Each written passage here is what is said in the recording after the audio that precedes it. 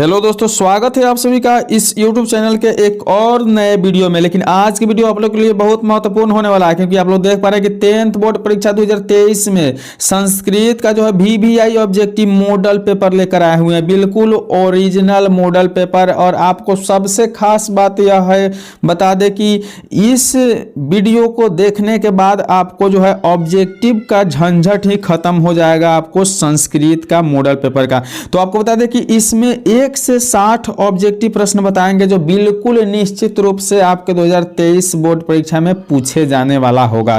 ठीक है, एक एक प्रश्न महत्वपूर्ण होगा। आप लोग वीडियो को शुरू से अंत तक जरूर देखिएगा, क्योंकि यदि आपको बोर्ड एग्जाम में संस्कृत में अच्छे अंक प्राप्त करना है तो।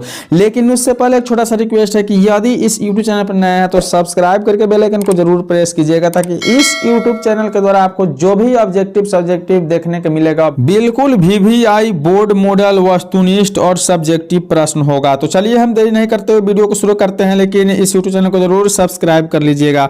तो देखिए, जैसे कि आप लोगों को पता होना चाहिए कि आपको जब भी संस्कृत या कोई भी विषय का क्वेश्चन पेपर मिलेगा, उसमें आपको विकल्प दिया जाएगा कि 1 से 60 वस्तुनिष्ठ प्रश्न दिए गए, जिसमें से 50 वस्तुनिष्ठ प्रश्न का उत्तर आपको OMR शीट में देना है। तो देखिए, आज के वीडियो का पहला प्रश्न है, देख पा रहे हैं कि विजयांका का काल किस शतक में माना जाता है। तो देखिए, विजयांका का जो काल है किस शतक में माना जाता है, इसकी सही उत्तर जो है अष्टम, क्या है, अष्टम शतक में माना जाता है। नेक्स्ट प्रश्न की ओर बढ़ते हैं। दिया हुआ है कि DAV विद्यालय की स्थापना कब हुआ था। DAV जो विद्यालय है उसकी स्थापना कब की गई थी, तो 1883 ईस्वी में किया गया था। एक एक प्रश्न महत्वपूर्ण है और यह जो है वीडियो आपके बोर्ड परीक्षा 2023 के लिए ही बनाया जा रहा है। देखिए, दिया हुआ है कि करमवीर कौन था।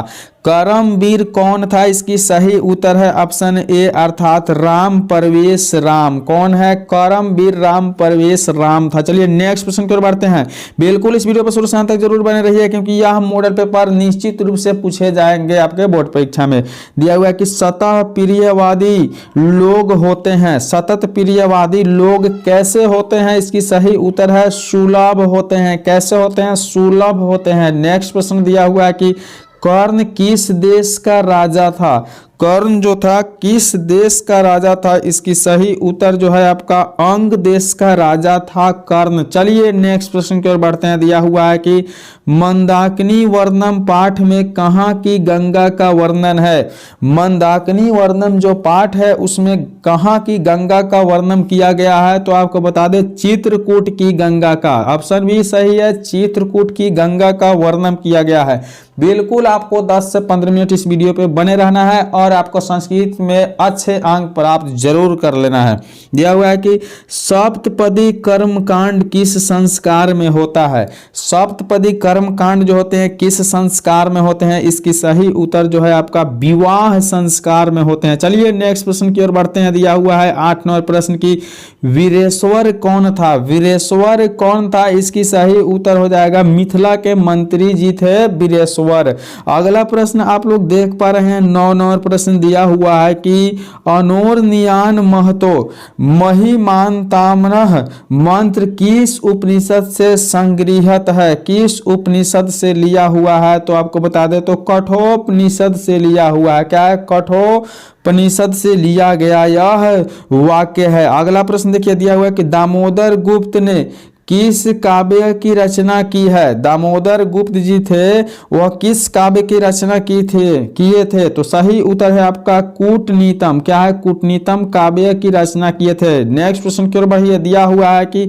हितोपदेश कैसा ग्रंथ है। देखिए कितना महत्वपूर्ण प्रश्न है आप लोगों के लिए। हितोपदेश कैसा ग्रंथ है, इसकी सही उत्तर जो है ऑप्शन बी अर्थात बाल कथा ग्रंथ है। कौन सा ग्रंथ है, बाल कथा ग्रंथ है। अगला प्रश्न देखिए, दिया हुआ है कि पंडिता क्षमा राव द्वारा रचित सत्याग्रह गीता किसके दर्शन द्वारा प्रभावित है। पंडिता जो क्षमा राव द्वारा रचित सत्याग्रह गीता है वह किसके दर्शन द्वारा प्रभावित है, इसकी सही उत्तर हो जाएगा ऑप्शन ए अर्थात महात्मा गांधी जी के द्वारा। किनके द्वारा, महात्मा गांधी जी के द्वारा। नेक्स्ट प्रश्न की ओर बढ़ते हैं। दिया हुआ है कि नीति श्लोक पाठ में कितने श्लोक है। नीति श्लोक पाठ जो है उसमें कितने श्लोक श्लोक है? इसकी सही उत्तर ऑप्शन बी अर्थात 10 श्लोक है। कितने हैं? 10 श्लोक है। अगला प्रश्न देखिए, दिया हुआ है कि किसकी महिमा सर्वत्र गाई जाती है? किसकी महिमा जो है सर्वत्र गाई जाती है? इसकी सही उत्तर जो है आपका ऑप्शन सी अर्थात भारत की महिमा सर्वत्र गाई जाती है। बिल्कुल इस वीडियो पर शुरू से अंत तक जरूर बने रहना है, क्योंकि इस वीडियो को देखने के बाद आपका जो है ऑब्जेक्टिव का टेंशन बिल्कुल खत्म हो जाने वाला है। दिया हुआ है कि वराहमिहिर द्वारा रचित कौन सा ग्रंथ है? वराहमिहिर द्वारा रचित कौन सा ग्रंथ है? इसकी सही उत्तर है आपका बृहत्तम संहिता ग्रंथ। कौन सा? बृहत्तम संहिता ग्रंथ यह रचित किया गया है। चलिए अगला प्रश्न देखिए, 16 नंबर प्रश्न दिया हुआ है कि नदियां नाम और रूप को छोड़कर किससे मिलती है? नदियां जो है नाम और रूप को छोड़कर किससे मिलती है? इसकी सही उत्तर है समुद्र से मिलती है। किससे मिलती है? समुद्र से मिलती है। अगला प्रश्न देखिए, दिया हुआ है 17 नंबर प्रश्न की स्वामी दयानंद के गुरु कौन थे? स्वामी दयानंद के गुरु कौन थे? तो बिरजानंद जी थे। कौन थे? तो बिरजानंद जी थे। अगला प्रश्न देखिए, 18 नंबर प्रश्न दिया हुआ है कि किस देश में देवता बार बार जन्म लेना चाहते हैं? कौन सा देश है जिसमें देवता जो है बार बार जन्म लेना चाहता है? तो वह अपना भारत देश है जिसमें देवता जो है बार बार जन्म लेना चाहता है। अगला प्रश्न देखिए, दिया हुआ है कि जीवन के सभी मुख्य अवसरों पर किनका आशीर्वाद अपेक्षित था? जीवन के सभी मुख्य अवसरों पर किनका आशीर्वाद अपेक्षित था? इसकी उत्तर है वरिष्ठों की। किनके? वरिष्ठों अर्थात अपने से बड़े लोगों की। चलिए अगला प्रश्न देखिए, दिया हुआ है कि काव्य मीमांसा क्या है? काव्य मीमांसा के कवि कौन है? काव्य मीमांसा के जो कवि है वह आपको राजशेखर है। कौन है? राजशेखर है। चलिए अगली प्रश्न की ओर बढ़ते हैं। दिया हुआ है 21 नंबर प्रश्न की आलसशाला में आग क्यों लगाई गई? आलसशाला में आग इसलिए लगाया गया कि आलसियों की परीक्षा करने के लिए कि आलसी कैसे होते हैं। चलिए नेक्स्ट प्रश्न की ओर बढ़ते हैं। दिया हुआ है कि लोभ के दुष्परिणाम का वर्णन किस पाठ से है? लोभ के जो है दुष्परिणाम का वर्णन जो है किस पाठ से किया गया है? तो बिल्कुल सही उत्तर है व्याघ्र पथिक कथा से। किससे? व्याघ्र पथिक कथा से। अगला प्रश्न देखिए, कर्मकांड ग्रंथ किस शास्त्र के अंतर्गत है? कर्मकांड जो ग्रंथ है किस शास्त्र के अंतर्गत है? इसकी सही उत्तर है कल्प शास्त्र के। किसके? कल्प शास्त्र के अंतर्गत है। अगला प्रश्न दिया हुआ है कि विजय भट्टारिका क्या है? विजय भट्टारिका जो है किसकी पत्नी थी? इसकी सही उत्तर जो है आपका ऑप्शन ए अर्थात चंद्रदायित्व के। किसकी? चंद्रादित्य के है। चलिए नेक्स्ट प्रश्न की ओर बढ़ते हैं। दिया हुआ है 25 नंबर प्रश्न की बैर से बैर का समन क्या है? अर्थात बैर से बैर के समन क्या है? इसकी सही उत्तर है ऑप्शन बी अर्थात असंभव है। क्या है? असंभव है। अगला प्रश्न देखिए, दिया हुआ है कि लक्ष्मी किसका वर्ण करती है? लक्ष्मी किसका वर्ण करती है? इसकी सही उत्तर है आपका उद्योगी पुरुषों का वर्ण करती है लक्ष्मी। अगला प्रश्न देखिए, दिया हुआ है कि मंदाकिनी वर्णम पाठ के कवि कौन है? मंदाकिनी वर्णम जो पाठ है उसकी कवि कौन है? तो बिल्कुल सही उत्तर है वाल्मीकि जी जो है मंदाकिनी वर्णम पाठ की कवि है। अगला प्रश्न देखिए, दिया हुआ है कि क्या है? याज्ञवल्क्य अपनी पत्नी मैत्रेयी को किसकी शिक्षा देते हैं? किसकी शिक्षा देते हैं? तो आत्म तत्व की शिक्षा देते हैं। किसकी शिक्षा? आत्म तत्व की शिक्षा देते हैं। अगले प्रश्न की ओर बढ़ते हैं। दिया हुआ है कि दुख का विषय क्या है? दुख का विषय क्या होता है? तो अशांति जो होता है दुख का विषय होता है। अगला प्रश्न की ओर बढ़ते हैं। दिया हुआ है कि कर्ण के पास भिक्षा मांगने कौन आए? कर्ण के पास भिक्षा मांगने के लिए कौन आए थे? तो इंद्र आए थे। कौन आए थे? इंद्र भगवान जी आए थे। अगला प्रश्न देखिए, दिया हुआ है 31 नंबर प्रश्न की स्वर्ग पवर्ग अस्पदा मार्ग भूत देश कौन सा है? स्वर्ग पवर्ग अस्पदा मार्ग भूत देश कौन सा है? इसकी सही उत्तर जो है ऑप्शन सी अर्थात भारत देश है। चलिए अगला प्रश्न देखते हैं। दिया हुआ है कि अपृष्टा बहुभाषते किस पाठ की उक्ति है? अपृष्टा बहुभाषते किस पाठ की उक्ति है? इसकी सही उत्तर जो है आपका नीति श्लोक पाठ के। किसके? नीति श्लोक पाठ की नीति है। चलिए अगला प्रश्न देखिए। दिया हुआ है 33वें प्रश्न की विद्या जोड़ एका की संधि से से क्या होगी? विद्या जोड़ इका की संधि से क्या होगी? इसकी उत्तर है विधायका होगा। कौन सा होगा? विधायका। बिल्कुल आपको अंतिम तक वीडियो पर बने रहना है शुरू से अंत तक, क्योंकि इस वीडियो को देखने के बाद आपका निश्चित रूप से मैट्रिक बोर्ड परीक्षा में अच्छे अंक प्राप्त हो जाएंगे। 34 नंबर प्रश्न दिया हुआ है कि आ जोड़ ओ के मेल से कौन सा नया वर्ण बनेगा? तो आ जोड़ ओ के मेल से जो नया वर्ण बनेगा वो औ बन जाएगा। कौन सा? ओ। चलिए अगला प्रश्न देखते हैं। दिया हुआ है कि इतः जोड़ ततः किस संधि का उदाहरण है? इतः जोड़ ततः किस संधि का उदाहरण है? इसकी सही उत्तर जो हो जाएगा विसर्ग संधि। कौन से संधि का? विसर्ग संधि का। अगला प्रश्न देखते हैं। दिया हुआ है कि मूर्ति पूजा का समास विग्रह क्या होगा? मूर्ति पूजा का समास विग्रह जो है वह ऑप्शन बी अर्थात मूर्तेः पूजा हो जाएगा। क्या होगा? मूर्तेः पूजा हो जाएगा। चलिए अगला प्रश्न देखिए। दिया हुआ है कि संस्कृतस्य शिक्षा का समस्त पद क्या होगा? संस्कृतस्य शिक्षा का समस्त पद जो होगा वह आपका संस्कृत शिक्षा हो जाएगा। अगला प्रश्न की ओर बढ़ते हैं। दिया हुआ है कि गोल गृहम में कौन सा समास है? गोल गृहम में कौन सा समास है? तो कर्मधारय समास है। बिल्कुल याद कर लेना है एक एक प्रश्न को। अगला प्रश्न दिया हुआ है कि द्विगु समास का उदाहरण कौन है?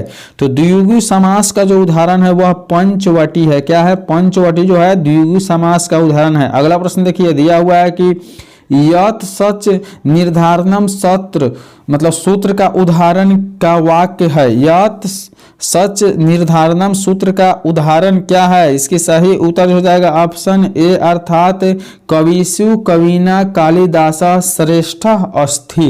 ठीक है। अगला प्रश्न की ओर बढ़ते हैं। 41 नंबर प्रश्न दिया हुआ है कि ग्रामम उभयतः वृक्षा सन्ति वाक्य के ग्रामम पद में द्वितीय विधायक सूत्र कौन है? द्वितीय जो विधायक सूत्र है वह कौन है? तो बिल्कुल इसका सही उत्तर है उभयतः योगे द्वितीया। ऑप्शन ए बिल्कुल सही है, उभयतः योगे द्वितीय। अगला प्रश्न की ओर बढ़ते हैं। दिया हुआ है कि सह डह सृजन सह डह सजना पतित वाक्य में रिक्त स्थान में कौन सा पद प्रयुक्त होता है? तो रिक्त स्थान में प्रयुक्त होने वाला पद जो होता है वस्त्रेण। क्या होता है? वस्त्रेण। चलिए अगली प्रश्न की ओर बढ़िए। बिल्कुल अंत तक जरूर बने रहिएगा, आपको बेचैन घबराने की जरूरत नहीं है। अगला प्रश्न दिया हुआ कि नमः के अर्थ में कौन सा विभक्ति प्रयुक्त होती है? तो नमः के अर्थ में जो विभक्ति प्रयुक्त होती है वह चतुर्थी विभक्ति होती है। कौन सी विभक्ति होती है? चतुर्थी। अगला प्रश्न दिया हुआ है कि किस शब्द में आ उपसर्ग है?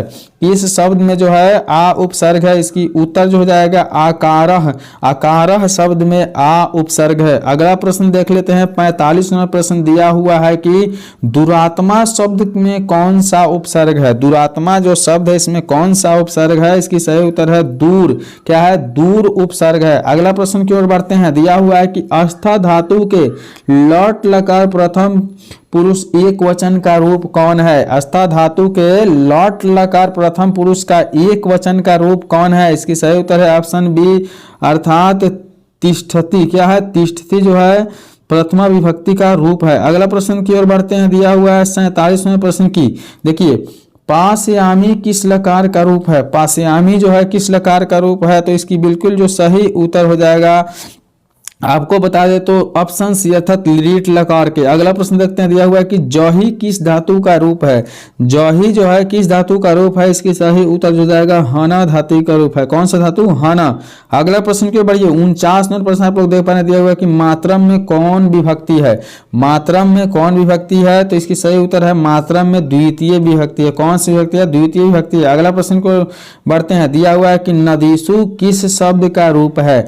नदीसु जो है किस शब्द का रूप है? इसकी सही उत्तर है ऑप्शन ए अर्थात नदी शब्द का रूप है। किस शब्द का? नदी शब्द का। अगला प्रश्न की ओर बढ़िए। 51 नंबर प्रश्न दिया हुआ है कि साधु शब्द कौन सप्तमी एक वचन का रूप है? तो साधु जो शब्द है वह आपका साधव। साधव शब्द का एक वचन का रूप है। जैसे कि आप जानते हैं कि आपको 1 से 50 वस्तुनिष्ठ प्रश्न 1 से 60 वस्तुनिष्ठ प्रश्नों में किन्हीं 50 वस्तुनिष्ठ प्रश्न का उत्तर देना पड़ता है। तो आप चाहें तो लगातार दे दे या किन्हीं 60 में से 50 प्रश्नों का उत्तर दे दे। चलिए तो हम लोग का कंप्लीट हो गया है, लेकिन आगे बढ़ते हैं। दिया हुआ है कि गम जोड़ सत्री। गम जोड़ सत्री से कौन सा शब्द बनेगा? इसकी सही उत्तर जो हो जाएगा ऑप्शन बी अर्थात गक्षण। क्या है? गक्षण शब्द बनेगा। अगली प्रश्न के बढ़ते हैं। 53 नंबर प्रश्न देख पा रहे हैं, दिया हुआ है कि पठनम में कौन सा प्रत्यय है? पठनम में कौन सा प्रत्यय है? इसकी सही उत्तर क्या हो जाएगा? तो इसकी जो सही उत्तर है ऑप्शन बी अर्थात ल्यूट। क्या है? ल्यूट प्रत्यय हो जाएगा। अगला प्रश्न देखिए, दिया हुआ है कि नागरिक में कौन सा तद्धित प्रत्यय है? नागरिक में कौन सा तद्धित प्रत्यय है?